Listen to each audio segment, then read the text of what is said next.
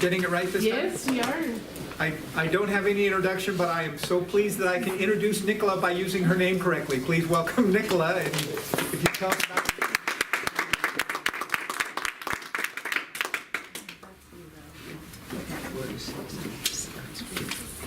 Thank you, Rodney. This is my icebreaker talk, and I'm extremely nervous. Do you remember, sorry, just before you start, do you remember how many minutes? 46. 46. Okay. Okay. Once there was a girl born in the Belfast City Hospital in Belfast, Northern Ireland. Her legs hung from her body, unable to move. Needless to say, the walking came later.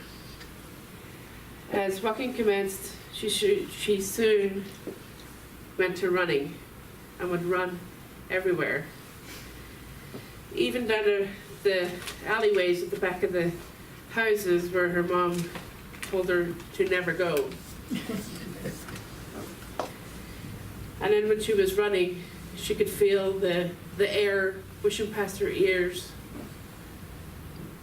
the smells of the garbage and stuff that was behind the alleyways. She could feel her heart pounding, bumpity bumpity bump, and her feet pounding the pavement, and she was deadly afraid that her mom would catch her. There once was a girl who lived on Church Street in Sandy Row in Belfast. The houses were attached to each other, similar to townhomes, as you would call in America. They were slated to be demolished, and there was only 2 families that lived on that street, and we were one of them. These dilapidated houses had outdoor toilets. Regular plumbing wasn't in the houses. And in the outside toilets, there'd be spiders that would crawl and scare. Once they were going shopping, there was a girl that went shopping, and she went through a barricade where the police were there. The barricades were long, and they had tables lined along the side of the barricade. It had a covered roof and glass windows. And she walked down there with her mother, and she saw the police emptying the contents of each person's bag and using a metal wand to check for explosives, guns, anything that could harm anybody. And this girl, after she went through there, she went to the store, and in the store they did the same thing for each individual store, plus they had metal detectors at each door. Soon there was barricades and roadblocks by the army, the English army, and they would stop as you would travel down to go to town, to go into town.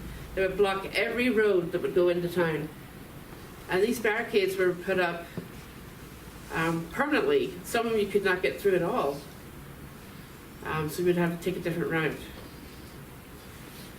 Once there was a girl that saw the army patrolling the streets on foot, in armored cars, and in tanks. And they would wear, sometimes they would wear their,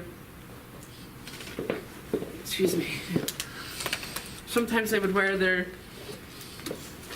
regular caps, and other times they would wear helmets with glass visors that came down. Once there was a girl who used to run for streets down near the Donegal Road.